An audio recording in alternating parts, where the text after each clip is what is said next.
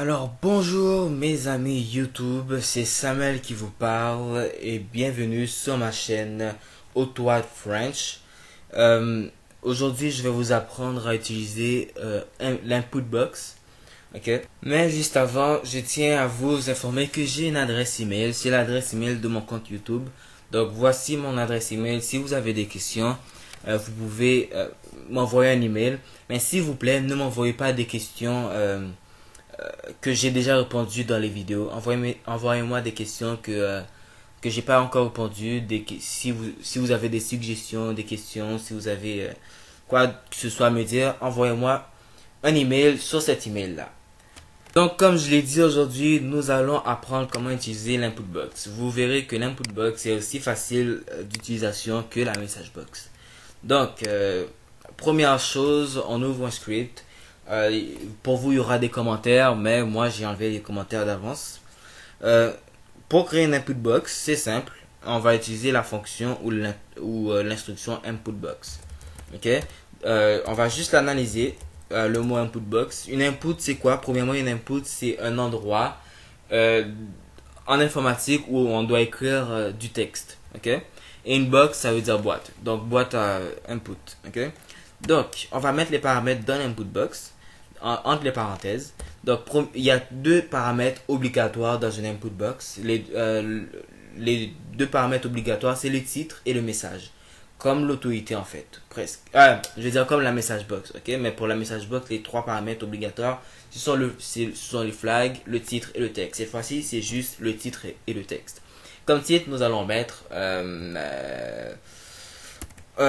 salut ou peut-être test, ok? Et comme test, nous allons mettre salut. Ok, donc on ferme la parenthèse et on exécute. Désolé si. Voilà, comme texte nous avons écrit salut et test. Donc c'est ça l'input. Ok, c'est ça l'input. Ici on appelle ça un prompt. Je sais pas pourquoi on l'a appelé comme ça, c'est bizarre comme nom. Donc comme vous pouvez le remarquer, il y a plusieurs choses dans cet input par défaut. Parce que nous on a juste mis le texte et le titre, mais autorité met automatiquement un logo d'autorité ici, un bouton X, une input bien sûr, un bouton OK et un bouton cancel. Ok. Donc tous ces boutons là sont mis pas pour rien, ils sont mis pour de bonnes raisons. Ok. Donc voilà.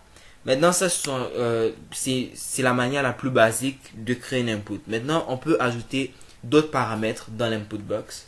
Un autre paramètre, je vous rappelle que chaque paramètre doit être séparé par une virgule, donc on va mettre une autre virgule et on va écrire le texte.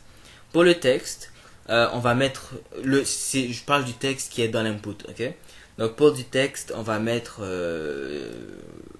salut, on va mettre mon ami Lotois, ok? Donc on ferme la parenthèse, ne pas oublier de la fermer. On ouvre et comme vous voyez, c'est déjà sélectionné. Par défaut, c'est sélectionné. Mon ami Lotois. J'ai fait une faute. J'ai mis 2A, mais ce n'est pas grave. Ok.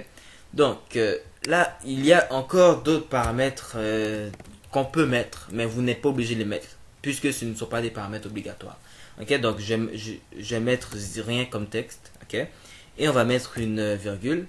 Maintenant, il y a password char. Password char, ça veut dire caractère de mot de passe. Password, ça veut dire caractère. Password, ça veut dire mot de passe. Désolé. Et char, ça veut dire caractère. Si je me trompe pas. Maintenant, le caractère qu'on va mettre ici, par exemple si on met 6 ou peut-être si on met 8, on va tester, puis je vais vous dire qu'est-ce qui s'est passé. Donc maintenant, vous voyez qu'il n'y a rien d'écrit. Mais si je veux écrire par exemple A, ça écrit 8. Si je veux écrire W, ça écrit 8. Peu importe ce que j'écris, ça va toujours écrire 8. Là, je n'écris pas 8. Ok, vous pouvez le tester par vous-même au cas où si vous pensez que je mens. Je ne suis pas en train d'écrire 8. J'écris plusieurs choses sur mon clavier et ça écrit toujours 8. Autorité vous présente 8, mais en fait, derrière ce 8, si on peut dire comme ça, derrière ce 8, il y a les vrais caractères qui sont affichés. Pour vous donner un exemple, on va utiliser une variable, ok? La variable, elle va s'appeler VR, ok? Juste parce que je n'ai pas d'inspiration. Maintenant, on va utiliser cette variable dans une message box, ici. La message box la plus simple. Oups. C'est quoi? Ok, maintenant ce que je dis c'est que VAR va se charger VAR va se charger, la variable VAR va se charger de récupérer ce que j'aurais tapé dans l'input box. Ok?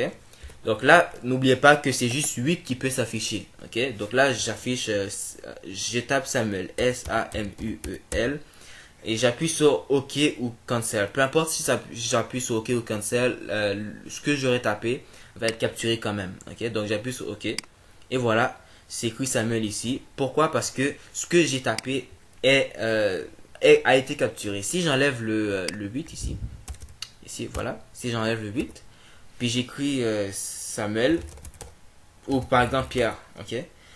J'écris Pierre, un autre nom. Oups. Ce que j'écris ici est capturé, ok? Donc pourquoi je fais ça? Je fais ça tout simplement parce que pour vous montrer que ce que vous tapez dans un input box, peu importe ce qui est écrit sur l'input, ce que vous tapez c'est ça qui est capturé et non ce qui est écrit sur l'input. Ok? Donc ça c'est très comment puis-je dire? C'est très bon dans certains cas, au cas où, dans les cas où vous voulez pas que quelqu'un à côté de votre utilisateur voit ce que la personne tape. Par exemple, vous pouvez mettre les étoiles, une étoile, par exemple.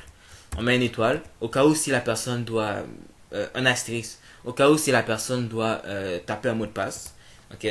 On appuie sur F5 pour exécuter. Là, j'écris mon mot de passe. Là, j'écris n'importe quoi. Et j'appuie sur OK. Et voici le mot de passe que j'ai écrit. Ok, donc ça c'est très utile. C'est le mot que je cherchais tout à l'heure. C'est très utile quand quand l'utilisateur doit taper un mot de passe. Ok, mais vous n'êtes pas obligé de faire que ce soit l'étoile. Vous pouvez faire que ce soit des S, des Q, des R. Par exemple, on va faire que ce soit un R qui apparaît. On met le R entre guillemets. Donc là, je tape Q tout le temps. Je tape Q, mais c'est R qui s'affiche. Ok, je vous rappelle, c'est pas ce qui s'affiche qui est capturé, c'est seulement c'est ce qu'on tape qui est capturé. Ok, donc voilà, j'ai tapé Q depuis tout à l'heure, c'est ça. Maintenant, on va laisser ça par défaut ici. On va mettre une virgule. Et voilà, width et height. Si je ne me trompe pas, width veut dire largeur et height, je sais pas si je me trompe, veut dire longueur, ok? Donc c'est la largeur et la longueur de votre input box, ok? Si vous n'écrivez rien dans width et si vous n'écrivez rien dans height, ça va se mettre par défaut. Donc je vais mettre par exemple 10 width et rien de height. Voilà. Ah non, je me suis trompé. La longueur, width c'est la longueur et height la largeur, ok? Désolé pour les anglophones que j'aurais frustré. Ok, donc on va enlever la message box, elle m'énerve un peu. On va mettre par exemple 100, juste pour faire que ce soit plus long. Attends, je suis trop bleu là. Finalement, je vais vous laisser découvrir par vous-même le width et le height. On va tout de suite passer au left et top. Ok, donc left et top, on va mettre dans width et height 0 dans width et 0 dans height. Donc pour left et top, c'est left c'est gauche et top c'est en haut, ok? Top c'est je veux dire en haut, je sais pas comment mieux vous l'expliquer, c'est au top, ok? Si vous avez besoin de plus d'explications pour le mot top, allez dans Google Traduction. Donc left c'est gauche. Automatiquement, comment puis-je vous dire? Il faudrait que vous testiez pour mieux comprendre, mais je peux pas vous dire. Automatiquement, ça se met au milieu. Comme vous pouvez le voir, ça se met au milieu le oups. L'input box se met au milieu automatiquement. Vous voyez, ça se met au milieu. Mais il y a moyen pour que l'input box se mette ici, au top, en bas, à gauche, à droite, au milieu. Il y a moyen où est-ce qu'on peut déplacer l'input box. Et ça se fait avec le left et top. Okay? Le top, c'est en haut. Le left, c'est... ok, le top, c'est de haut en bas. Et le left, c'est de gauche à droite. Ok? Retenez bien, ok? C'est pas le contraire. Left, c'est de gauche à droite. Et top, c'est de haut en bas. Ok? Donc, par exemple, si je mets 1 dans top, ok? Dans left, je veux dire, l'input box va se mettre à gauche. Pourquoi? Plus que le nombre ici augmente, plus que l'input box va va se rapprocher vers la droite. Et si par exemple je mets 0, l'input box va se mettre très à gauche. Le plus à gauche possible. Si je mets -1, bien sûr, ça va se mettre plus à gauche encore. Mais si je mets 1, l'input box va se mettre juste un peu plus à droite. Si je mets par exemple 1000 ou 1 million, ça va se mettre plus à droite. Ok? Donc je vais mettre 0 juste pour vous montrer. 0. Voilà, ça se met à gauche. Et si je mets 1, je vais juste le retirer. Si je mets 1, vous allez peut-être pas voir la différence, mais il y a une petite différence. Vous voyez, la différence est très minime. Si maintenant je mets par exemple 100, ça va se mettre plus à droite encore. Là, vous verrez la différence au moins. Vous voyez la différence. Maintenant, il y a moyen de faire que ce soit plus à gauche ou plus à droite. Non, plus à gauche ou plus à droite. Voilà. Maintenant, ça c'était pour le left. Maintenant, pour le top, on va mettre le left à. Attends, est-ce qu'on peut mettre à 50%? Je n'ai jamais essayé. On va le mettre à 50% pour voir ce qui se. Ah non, déjà c'est noir, ça ne va pas fonctionner. Donc on va le mettre par exemple à 0. Ok? On va mettre à 0. À vous de changer la valeur plus tard. Donc le top c'est en haut. Ok? Comme je vous ai dit, left c'est de gauche à droite. Maintenant le top c'est de haut en bas. Donc si je mets 0, ça va l'input box va se mettre en haut. Ok? Donc puisque j'ai mis le left complètement à gauche. Désolé. Puisque j'ai mis le left complètement à gauche, alors l'input box va se mettre à gauche quelque part ici. Et puisque je mets le top complètement en haut, donc ça va se mettre en haut à gauche. C'est comme une grille en fait. Donc ça va se mettre en haut, ici à gauche.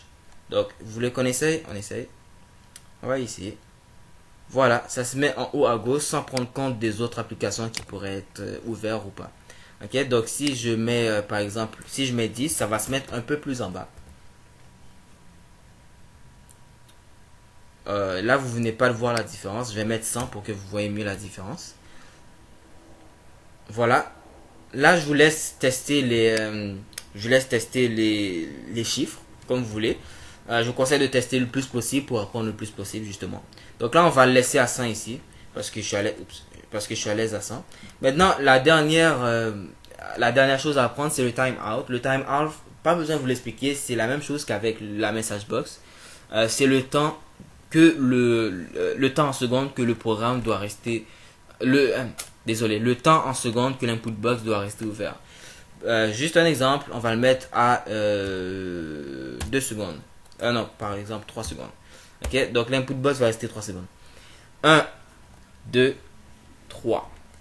Ok, voilà. Maintenant, pour la dernière chose, le HWND, je sais comment l'utiliser, mais je ne sais pas comment vous l'expliquer et ça pourrait vous troubler si je vous l'explique tout de suite. Donc, je vous conseille de l'apprendre par vous-même ou d'attendre qu'un tuto sorte pour que vous puissiez apprendre c'est quoi le HWND. C'est la fin de ce tutoriel pour l'input box. Abonnez-vous à ma chaîne YouTube. Subscribe, c'est en anglais. Aimez mes vidéos.